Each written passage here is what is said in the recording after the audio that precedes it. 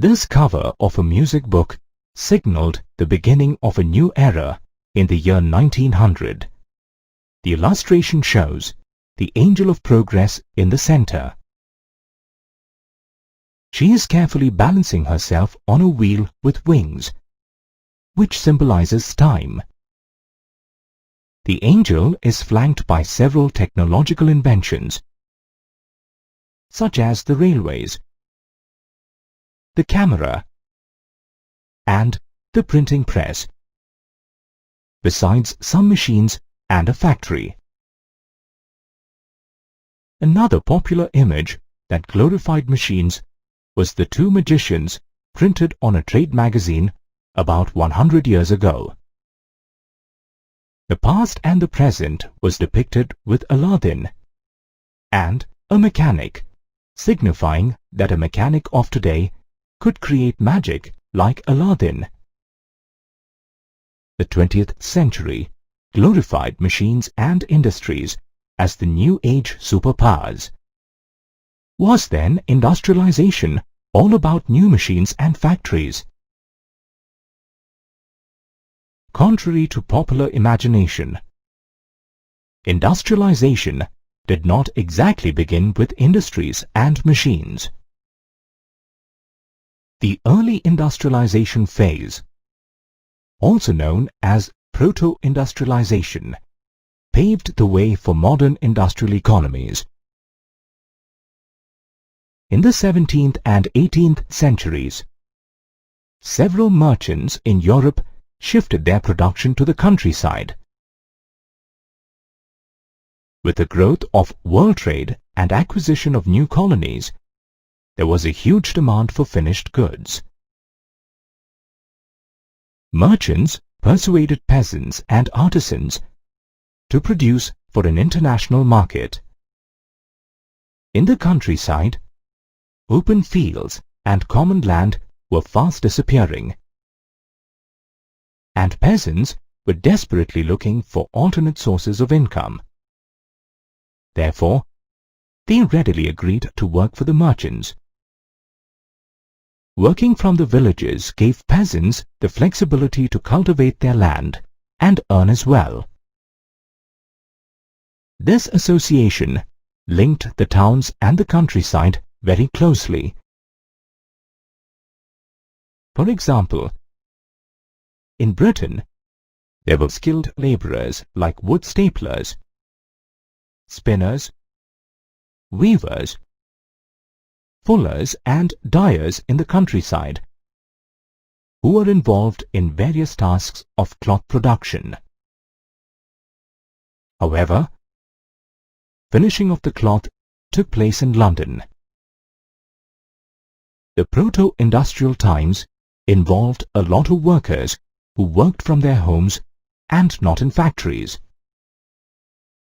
By the 1730s, factories began developing in Britain, but they actually expanded only in the late 18th century. Cotton was the first industry to grow in Britain. The invention of new machines accelerated the pace of production and increased the output.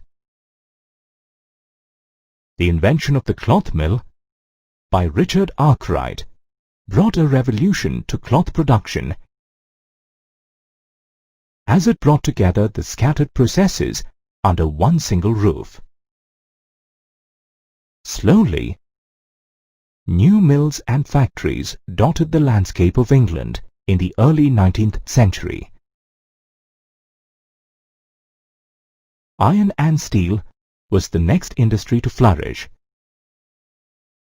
With the expansion of the railway network in Britain as well as in the colonies, there was a huge demand for iron and steel. Although the new industries were expanding, they did not completely replace the old industries. Even at the end of the 19th century, most textile production happened through domestic units. New technology such as steam engines did not bring a revolutionary change overnight. Although many small industries had begun to use some technology in their processes, industrialists were still hesitant about the new machines due to their high repair and maintenance cost. For example, the steam engine could enhance the production manifold. However, in the early 19th century, only 321 steam engines were used all over England. Industrialization was in full swing in the late 18th and the 19th century, but the shift to machines was a gradual and slow process. During the 19th century, hordes of people began migrating from the countryside to the industrial centers, such as London, in search of jobs. Since the market was flooded with people, labor was cheap. To have cheap labor was a profitable option for the industrialists, who did not wish to invest money in machines. In industries such as breweries and gasworks, the demand for labor was seasonal. More people were required during winters. Similarly, during Christmas, a lot of people were needed to work as binders and printers. After the peak season, laborers would be out of work again. Rather than installing machines, the owners of seasonal industries preferred to hire manual labor for a short period. Manual work was also favored for products that required intricate design and finish. Machines could be used to mass-produce uniform goods. However, it required craftsmanship and skill to make goods with individual specifications. In Britain, the upper classes preferred handmade goods for their finesse. In America, though, industrialists preferred to work with machines due to a shortage of labor. In Britain, there was no dearth of labor. In fact, easy availability of labor in the market affected the life of the workers. Many people came to the cities in a hope to improve their lives, but had to spend weeks of extreme hardship before they finally got jobs. It was difficult to find shelter in the cities. People had to spend nights under bridges or in poorly maintained night shelters and refuges. There were warehouses also where they could stay after obtaining a ticket, and others went to the casual wards maintained very poorly by the law authorities. However, it wasn't an easy task to get into the warehouses. The warehouses used to conduct a thorough medical examination against diseases. Getting a job was easier if there was some friend or relative working in a factory. Workers had to lead a miserable life on their shoestring wages. During the 19th century, wages increased slightly, but their real value remained low due to the consequent price rise. For the workers, the period of employment was an important factor, as their average daily income was decided by the number of days of work. Till the mid-19th century, nearly 10% of the urban population was very poor. During the economic slump, there was a dramatic rise in the unemployed population in the cities. Another threat was the innovation of new machines which would replace the workers. The spinning jenny, designed by James Hargreaves in 1764, is a classic example. This machine increased the pace of spinning and reduced the demand for labor, thereby leaving hand spinners jobless. The second half of the 19th century witnessed the rise of building activities, which came as a blessing in disguise for the workers. Construction work for railways, road widening, drainage and sewers created new job opportunities. In the next 3 decades, there was a significant increase in the number of workers employed in building activity.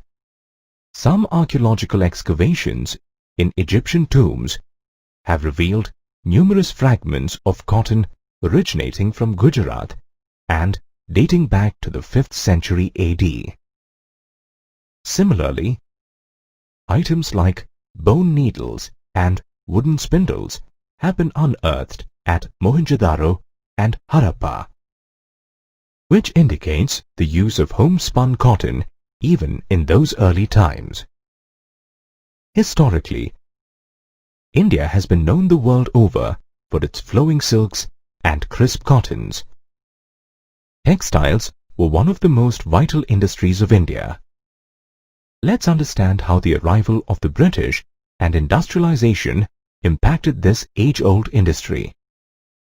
India had a huge international market for its textiles. The old seaports of Surat, Masulipatam and Hooghly also enhanced the textile trade and connected India with the Gulf ports in the Red Sea and that of Southeast Asia. Indian merchants and bankers played a key role in this network of export trade. With the rise of European companies, this trade network suffered a gradual decline. The European companies obtained several concessions from local courts and secured monopoly rights to trade. Consequently, the old Indian ports began to shrink. On the other hand, Bombay and Calcutta emerged as the new ports catering to the European companies. Before consolidating its political power, the East India Company had found it difficult to regularly export Indian textile goods at cheaper rates. The textile market in India was very competitive with a variety of foreign and local traders. As a result, a weaver and a supply merchant could negotiate the best price for the goods. After establishing its power, the East India Company developed a system of management and control. This system helped the company eradicate competition, control costs, and ensure regular supply of textile goods. The company also appointed a paid servant called the Gomasta, who supervised the weavers, collected their produce, and examined the quality of cloth. This step did away with the brokers in the cloth trade, but caused a lot of chaos in the lives of the weavers. The Gomastas were the sole buyers of the weavers' produce. Besides this, the prices paid to the weavers were really low. In wake of this exploitation, some weavers rebelled and some migrated to other villages, while a few of them even gave up weaving and became agricultural laborers. However, it didn't end here. The start of the 19th century came with a fresh set of challenges for the weavers. As the cotton industry developed in Britain, industrialists forced the government to impose import duties on goods from other countries, so that the British Manchester goods would face no competition from outside. They also wanted the East India Company to sell the British goods in the Indian market. This led to the market getting flooded with Manchester imports. This made the situation worse for the weavers, as their export market collapsed. Furthermore, with the US Civil War, the cotton supplies to Britain drastically decreased, and so Britain turned to India for support. This led to a sudden surge in raw cotton exports, resulting in soaring cotton prices. Gradually, towards the end of the 19th century, India saw the growth of factories and the fine art of weaving died a slow death. These are pictures of the people who pioneered the growth of industries in India. Cbse Nasirwanji Tata was famous for the Tata Group of Industries, and Dwaraknath Tagore was one of the first Indian businessmen who invested in shipping, shipbuilding, mining, and banking and insurance. Let's understand the nature of the trade and industries of these great industrialists. During the British era, the major export item from India was opium. It was exported to China, and in return, the British got tea from China. Undoubtedly, China became the focal point of British trade. Indians got involved in this trade as they began to provide finance, procure supplies, and ship consignments. After making money from the China trade, some Indians decided to set up their own industries. In Bengal, Dwaraknath Tagore invested his money to set up 6 joint stock companies in the 1830s and 40s, but they did not flourish. However, several other traders followed his example and set up successful business empires. People like Cbse Nasirwanji Tata and Dinshawpati established industries in Bombay, while Seth Hukum Chand set up the first jute mill in Calcutta. At this time, some Indian merchants had trade links with Burma, the Middle East, and East Africa as well.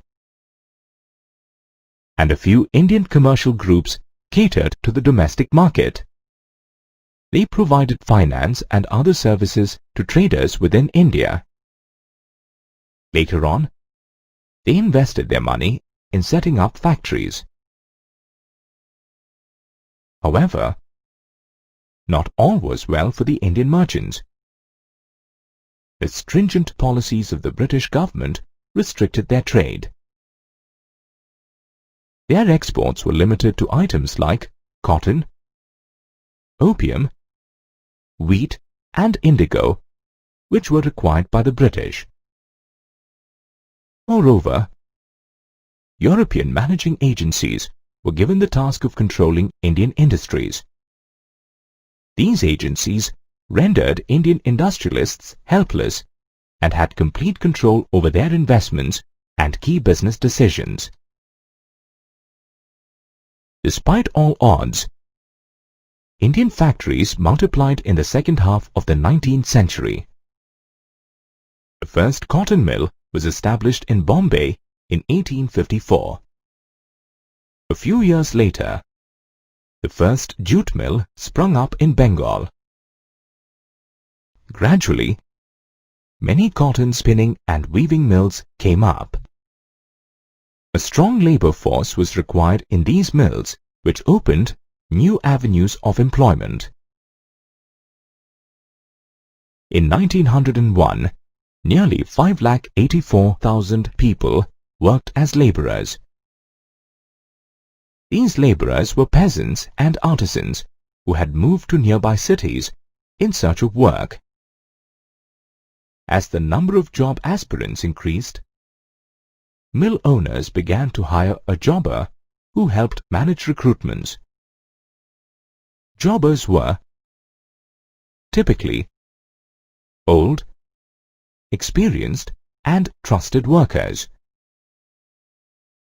In spite of the colonial restrictions, Indian industries continued to grow and provided employment to thousands of people. This is not a painting of baby Krishna, but an advertisement of 1928 by the Woodward's Gripe-Water Company. In the last phase of the 19th century, Indian markets were flooded by goods from Britain. To create a positive image of their product and boost sales, British manufacturers used effective advertisements. The owners of Manchester Goods tried to create a unique brand identity for themselves by marking a label, "Made in Manchester," on all their clothes. Early Manchester labels showed many Indian gods and goddesses to create respect and approval for the product. Images of deities were used to make Indian buyers identify with these foreign products. Calendars were also printed to advertise products. These calendars could be used by the rich and the poor, the educated and the illiterate alike. Some calendars also carried the images of Nawabs and kings, which in a way guaranteed the buyer about the product's good quality.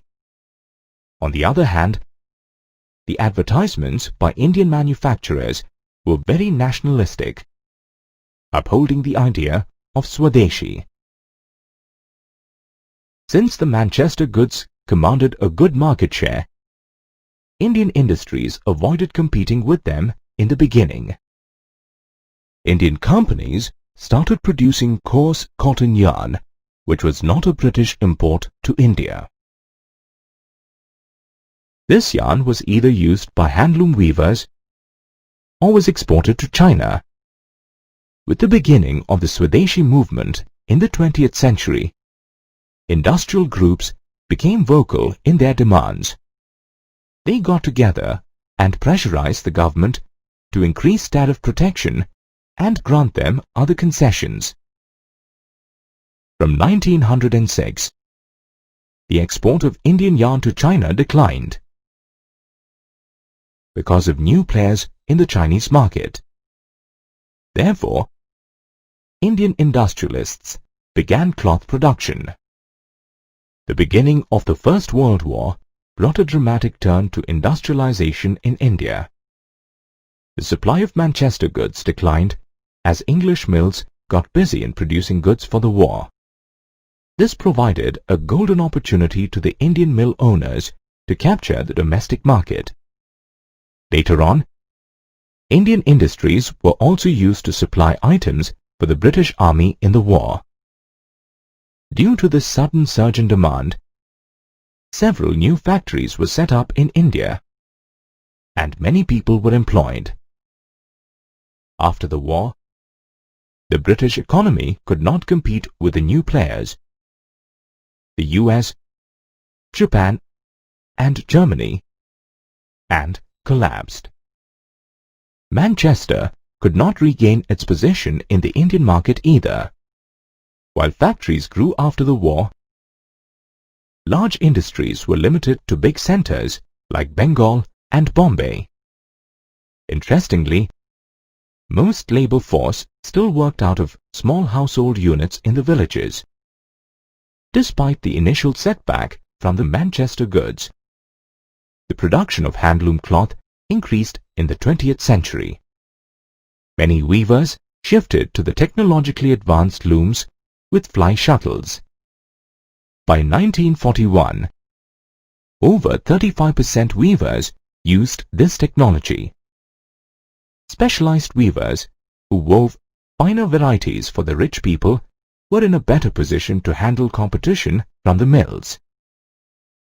Their production was not impacted by bad harvests and famines, as the rich could afford to buy at all times.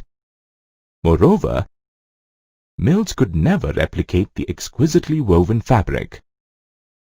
The weavers lived a poor life and learned to survive the cutthroat competition. Overall, hand labor and small-scale production remained integral to the process of industrialization.